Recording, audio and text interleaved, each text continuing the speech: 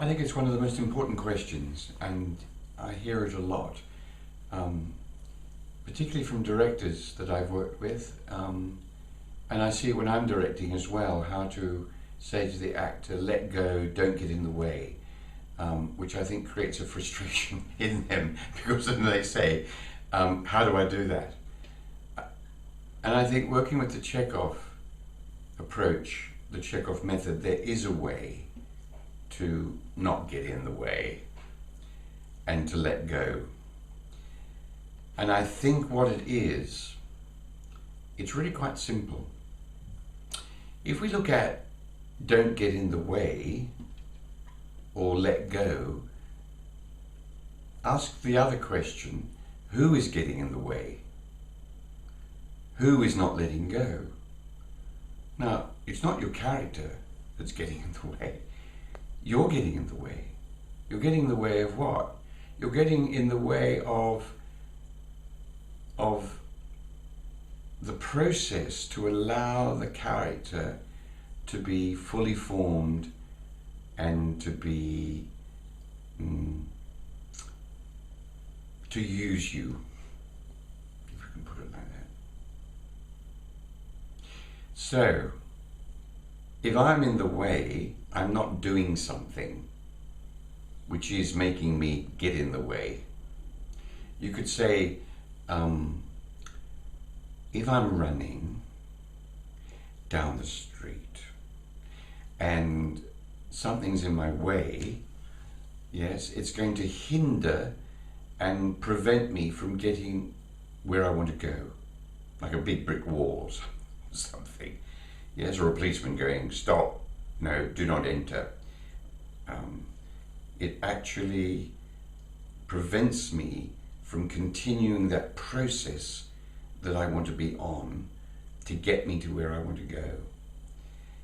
So that means that if I'm in the way of something, I'm creating the hindrances. Oh, there's a wonderful quote by Steiner about, by Chekhov, talking about hindrances. And I love the word hindrances because it's not blocks. Blocks seems to be like, the brick wall in the road. So what are the hindrances? The hindrances could be, I don't know, the hindrance could just be a silk curtain in your way, yes, that you just brush aside. Whereas a block, that sounds like a lot of hard work to unblock the block, and it seems to be a therapeutic thing rather than an artistic thing. So if we look at hindrances, that's artistic, how to overcome the hindrances. Blocks is much more of a psychological thing. So, to get out of the way and to let go, I simply use the principles, or any principle, any principle at all, and then the process will start to happen and things will start to come to you. You can see down the road even clearly where you've got to go, and you'll see the detours or the curves, and you'll negotiate them well before they're there, because you'll know that they're coming, yes? That you didn't invent them or think that they should be there, they are just there on the road. And as you start to go further down the road, or up the hill, or around the corner, yes, or through the tunnel, or over the bridge, you'll notice that those things just appear to you, and you negotiate your way with them as they appear, rather than thinking, God, there's going to be a tunnel, and then there's going to be a bridge, oh God, and then there's a big gap that I've got to jump over. How am I going to do that? So you start to work it all out beforehand. Wrong. Let it go. Get out of the way. And as you go down the road, negotiate as they come. They'll tell you to jump, to stop and make a detour, whatever it is. So in that sense, the principles are the most important thing. So for example, if I have to be depressed or sad or grieving, very different words, very different principles that I could be using. But with all of them, did I say? Depressed, sad, grieving. With all of them, there's an element of gravity, is there not? Of falling down. So the principle is gravity. So because we've worked with the directions in space, I know one of the 6 of these 6, they're all major, they're all important, but it's down. So just quite purely, I'm not depressed, I'm not sad, I'm not grieving, I just come down. Now already something, I'm not in the way of that. I have to be depressed. I have to think of a time when, and I try and I get cramped. Yeah, let go. Otherwise you cramp on. You try and do it yourself.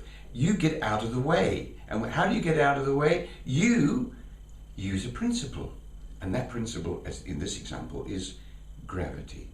Now that can go into heaviness, depression, depression, like a weather depression.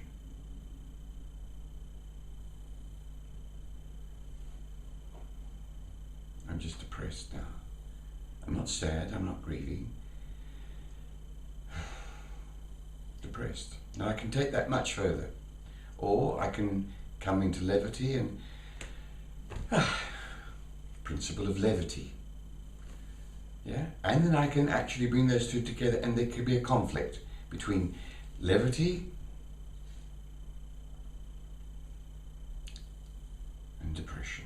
And I'm trying to fight that, so that's the conflict that starts to come now between the two.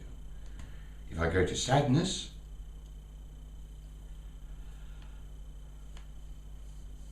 see, the eye line is coming down as well. I don't do that when I'm sad, nor do I do that. Everything just comes down. I do not know why I am so sad.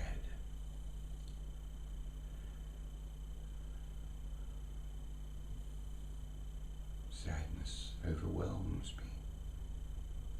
It's not depression, just sadness. If we look at grieving, that's quite different. I'm still using gravity. I come down to begin with. Pure movement. Don't try and get grieving first. Yes? Get the pure movement first, which is down. We've agreed we want to use gravity and grieving because we think they're connected. You may want to do something else as a movement. You may want to go back. Just back. Backward direction. Yes? And something. Then you can go down.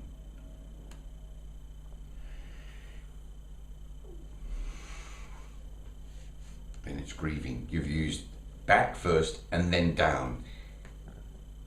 You can use 2 or 3 together.